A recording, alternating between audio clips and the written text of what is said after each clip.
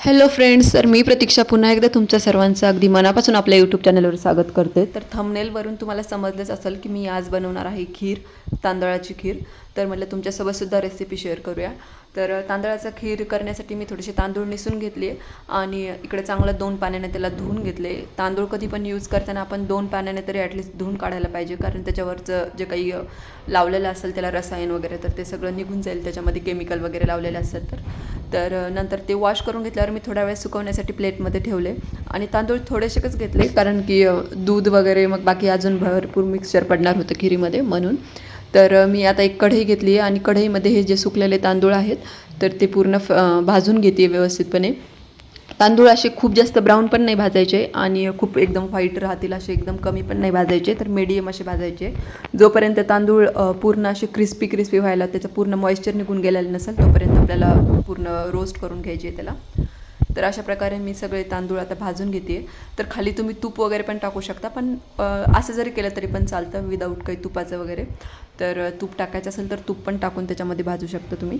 तर मी असेच भाजून घेते पूर्ण थोडे थोडे क्रिस्पी, थोडासा ब्राऊन कलर येईपर्यंत. आणि थोडा ब्राऊन कलर यायला चालू झाला की मी गॅस बंद करून दिले आणि जी कढई आता गरम आहे त्याच्यामध्ये ते होऊन जाताल मग. तर थोडे व्यवस्थित क्रिस्पी असे भाजून झाल्याच्या नंतर मी त्याला खलबत्त्यामध्ये घेते आहे. आणि तुम्ही तसं मिक्सरमधून पण काढू शकता, पण खलबत्तामध्ये जरा टेस्ट छान येते आणि मिक्सरमध्ये कट होतं, पण जे खलबत्ता आहे त्याच्यामध्ये ठेचून निघतं आणि म्हणजे छान होतं, जास्त टेक्स्चर वगैरे त्याचं छान होतं. तर तोपर्यंत मी इकडं दूध गरम करण्यासाठी ठेवलेलं आहे आणि इकडं खलबत्त्यामध्ये मी आता हे तांदूळ कुटून घेते. थोडे अर्धाले तांदूळ झाले ना, थोडा वेळ कुटल्याच्या नंतर थोडंसं टेक्स्चर आपल्याला समजायला लागतं आणि असे झाल्याच्या नंतर थोडे अर्धे अर्धे तुकडे झाल्याच्या नंतर मग आपलं रेडी आहे असं समजायचं. तोपर्यंत दूध इथं माझं गरम झालेलं आहे, त्याच्यामध्ये मी दुधाला उकळी फुटल्याच्या नंतर हे जे तांदूळ आहेत तर ते मी टाकून दिलेलं आहे याच्यामध्ये. तसं पूर्ण पण तांदूळ ठेवू शकतो बिना काही कुटल्या वगैरे, पण हे तांदूळ जास्त लंबाले होते त्यामुळं मग थोडंसं लवकर ते शिजतात पण. त्यामुळं मग थोडेसे मी अर्धाले कट करून घेतले, त्याला अर्धाले त्याला ठेचून घेतले. तसं मिक्सरमधून सुद्धा काढू शकता, पण मिक्सरमध्ये एकदम जास्त बारीक होतं आणि ते तसं असं तांदळाच्या खीरसारखं ना फील येत नाही, त्यामुळं मग ते मी याच्यामधून ठेचून घेते. आणि थोडंसं दुधामध्ये मी तूप टाकलेलं आहे, हे ऑप्शनल आहे, टाकायचं असेल तर टाकू शकता किंवा स्किप पण करू शकता. आणि टेस्टसाठी फ्लेवरसाठी मी याच्यामध्ये 2 इलायची टाकते. तर इलायचीनं मस्तपैकी असा फ्लेवर येतो, छान टेस्ट आणि स्मेल पण खूप छान येते. तर मी आता हे खलबत्त्यामध्ये टाकते आणि ठेचून घेते हे पण नुसत्या इलायची आता खूप कमी असतात त्यामुळे ते व्यवस्थित ठेचल्या जाणार नाही, बारीक होणार नाही, म्हणून मग मी त्याच्यामध्ये साखर टाकली थोडीशी, जेणेकरून मग साखरेबरोबर ती इलायचीसुद्धा व्यवस्थित क्रश होऊन जाईल, ठेचून निघेल. नंतर मग ही इलायची मी आता दुधामध्ये ॲड केलेली आहे आणि वरतून आपल्याला आता खोबरं मी किसून घेते, खोबऱ्याचे जे बारीक बारीक करून घेते किसणीनं, जेणेकरून आहे ना त्याचं थोडंसं घट्टपणा येईल खिरीला.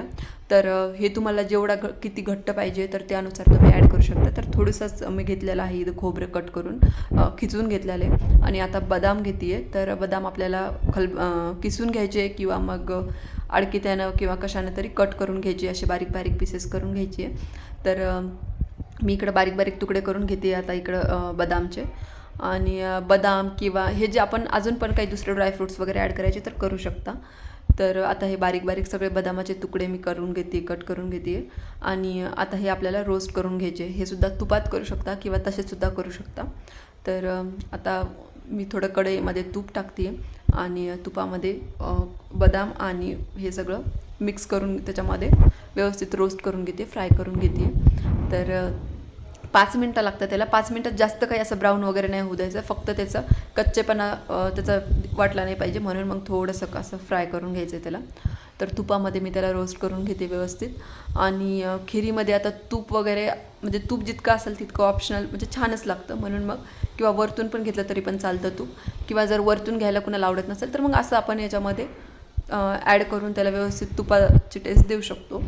तर हे आता थोडंसं मी त्याला रोस्ट करून घेते आहे.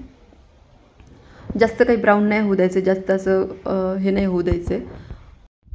बदाम आणि खोबरं तर याच्यामुळं ना थिकनेस वाढते, म्हणजे थोडंसं असं घट्ट वाटते, घट्ट होते खीर. आणि आता तोपर्यंत आपलं दूध इकडे चांगला उकळा फुटलेला आहे, बाकीचे तांदूळ पण थोडे शिजत आलेले आहे. तर वरतून हे मी ॲड करते आहे खोबरं आणि बदाम. याच्यामध्ये अजून ड्रायफ्रूट्स टाकू शकता तुम्ही. तर आता याला पूर्ण तांदूळ शिजेपर्यंत आपल्याला पूर्ण उकळून घ्यायचं आहे. आणि त्याच्यामध्ये वरतून जेवढी लागेल तेवढी आपल्याला जेवढं स्वीटनेस पाहिजे तेवढी आपण साखर ॲड करायची आहे. तर साखर हा शेवटला ॲड करते मी तरी, आणि जे ड्रायफ्रूट्स वगैरे आहेत ते सुद्धा. आणि आता थोडं थोडं ना शिजत आलेली आहे बघा. तांदूळ आपण अर्धे अर्धे त्याच्यामुळेच कुटून घेतलेले, कारण की खीर लवकर शिजते, पूर्ण तांदूळ शिजायला जास्त टाईम लागतो. तर रेडी आहे आपली खीर, एकदम छान टेस्टी. तुम्ही याच्यामध्ये वरतून केशर किंवा अजून ड्रायफ्रूट्स पण ॲड करू शकता. आणि अशाच नवीन नवीन व्हिडिओज बघण्यासाठी चॅनलला सबस्क्राईब करा. Thanks for watching.